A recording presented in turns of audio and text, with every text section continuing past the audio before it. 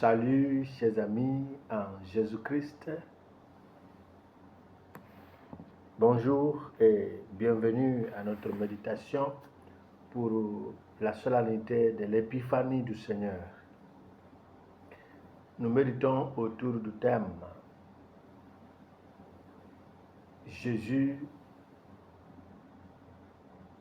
la cause de la vie. Jésus, la cause de la vie. Jésus, qui est la cause de la vie, nous présente un sens central de l'existence de l'homme. Lorsque Dieu qui se cache, se manifeste, se révèle et devient la raison pour laquelle le monde païen, les nations païennes ont reçu la lumière, ont reçu la vie par excellence, si vous voulez, l'essence. En célébrant l'épiphanie, nous célébrons la grâce. La grâce venue et reçue à la plénitude du temps.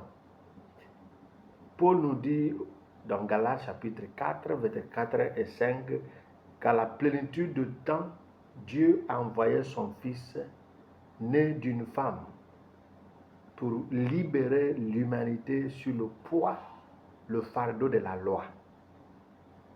Et cela nous fait devenir des fils et des filles adoptifs de Dieu. Dieu qui se fait homme se révèle et seuls les justes sont capables de l'accueillir. C'est aussi, si vous voulez, l'accomplissement des promesses faites à Abraham en la personne de 3 mages qui sont venus du territoire non juif. Jésus maintenant va devenir le Dieu de tous et ainsi faisant, il mérite l'adoration universelle. La liturgie du jour a à sa tête, à son sommet si vous voulez, cette visite venant des mages de l'Orient, dirigée par l'étoile, dit l'étoile de l'enfant Jésus. Et selon la tradition arménienne, nous avons les 3 noms comme Balthazar, qui vient de l'Arabie, Melchion de la Perse et Gaspard de l'Inde. Et c'est hors biblique, en tout cas c'est extra-biblique si vous voulez. Et ces rois ont donné des dons, des cadeaux à l'enfant. Melchion a apporté de l'or. Et la myrrhe a été présentée par Balthazar. Et Gaspard a présenté l'encens. Et ces 3 cadeaux ont des significations spirituelles. L'or qui symbolise la royauté du Christ sur cette terre. L'encens qui symbolise sa divinité et la myrrhe, son humanité qui montre qu'il sera.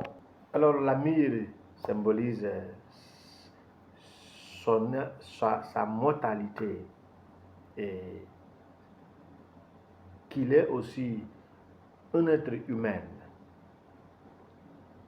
Dieu nous parle par les signes sans rester dans les signes.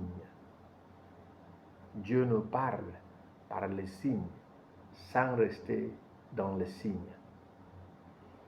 Parce qu'il est la vie elle-même, la vie par excellence. Il nous parle à travers des signes, mais il n'est pas dans les signes. Si vous voulez, il ne reste pas dans les signes, de sorte que quand vous détruisez le signe, vous n'avez pas détruit Dieu. Et Saint Maxime nous dit que l'étoile venue de l'Orient apparaît et elle conduit les mages à l'endroit où se trouve le Verbe incarné. Elle montre ainsi de façon mystérieuse, au-delà de son apparence, qu'elle dépasse la parole contenue dans la loi et les prophètes et qu'elle conduit les nations vers la lumière d'une connaissance supérieure.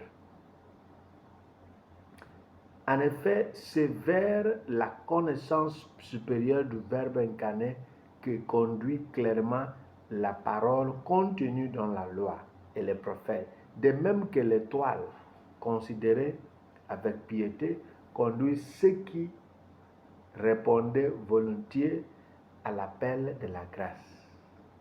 C'est Saint Maxime qui nous dit cette chose, le confesseur sur la charité. Dieu est dans le signe, mais il ne reste pas dans le signe. Et qu'est-ce que nous allons apprendre de ces mages? Comme les mages, qui malgré leur statut social et spirituel, étant des rois, des sages, des maîtres spirituels, ont dû aller adorer l'objet de leur désir et de leur découverte. Dans la simplicité et l'humilité, nous sommes invités à nous dépouiller de tout orgueil et d'arrogance, afin de vivre dans une rencontre transformatrice avec Jésus. Cela n'est possible que si nous avons saisi l'essentiel de notre foi. C'est pourquoi on nous dit que Jésus, c'est la cause de la vie. C'est lui qui déclenche la vie. On commence à vivre le moment où nous découvrons son existence. C'est pourquoi il est la cause de la vie. Cette foi doit nous conduire à une rencontre avec la personne de Jésus. Comme les mages qui avaient les yeux fixés sur la direction de l'étoile qui les guidait, nous devons être attentifs à l'appel de Dieu dans notre vie chrétienne. Comme les mages qui ont écouté la voix de l'ange pour changer leur itinéraire sans retourner au roi Hérode. Nous sommes invités à développer l'oreille attentive aux inspirations de l'Esprit Saint. Aucune bonne prise de décision n'est possible sans la fidélité à l'Esprit Saint. Fidélité à la direction de l'étoile, fidélité à la révélation venant de l'ange. Les mages sont restés dans l'existence jusqu'aujourd'hui parce que nous racontons ce qu'ils ont fait. Les hommes de valeur, les hommes d'espèce, mais les hommes humbles, les hommes attentifs, les hommes qui reconnaissent que malgré notre impotence sociale, nous dépendons d'une autre impotence, l'impotence divine. L'esprit du roi Hérode le Grand, c'est le contraire de l'esprit de Dieu et l'esprit des mages. C'est quoi l'esprit du roi? Hérode le Grand se sentit petit devant l'enfant Jésus et par la suite menacé parce que son idée de pouvoir, c'est la dominance. Lorsque vous vous laissez conduire par l'orgueil, la dominance, la comparaison, la compétition, c'est l'esprit d'Hérode qui vous anime. Si les trois rois, les trois mages qui représentaient les puissances royales et spirituelles du monde d'alors pouvaient venir adorer ce petit, il est vrai que son royaume sera puissant. Raison pour laquelle, pour Hérode, il faut l'éliminer. Parce que c'est une personne d'importance qui mérite ce déplacement qui va culminer à une adoration. Dans sa façon de penser, il faut tronqueter cet homme. Il faut l'éliminer pour que je règne seul. Cette mentalité est celle des ténèbres. Nous le trouvons au sein de notre famille. Nous le trouvons même à l'église, où nous avons la tendance à éliminer toutes les personnes qui ont la tendance ou qui s'affichent ou qui ont des petites choses qui nous montrent que leur avenir est un peu prometteur. Donc il faut les trancher, il faut les éliminer pour que nous régnions seuls, pour que toute adoration et honneur nous reviennent. La mentalité des ténèbres est celle des concurrences déloyales, marquée par la fureur, marquée par la violence, marquée par la rancune. En gros, c'est la méchanceté, c'est la mentalité des ténèbres, c'est la mentalité et l'esprit d'Hérode. Animé par l'esprit du roi Hérode, il est impossible de s'aligner au projet de Dieu.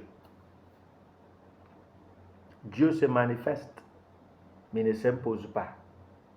Jusqu'à ce que nous arrivions à comprendre que notre importance ou valeur dépend de l'importance et de la valeur d'autrui. Nous ne cesserons jamais de se battre, de nous battre.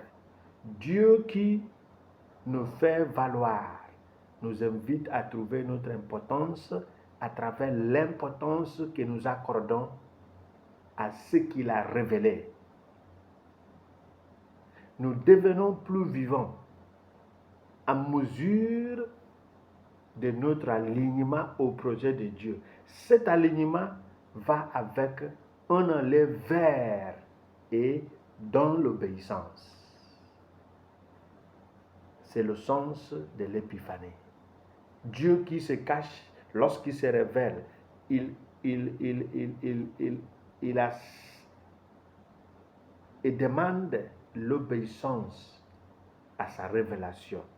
Et c'est ce qui nous fait des hommes vifs, qui nous bénissent par cette manifestation au nom du Père et du Fils et du Saint-Esprit. Amen. Bonne fête à vous tous.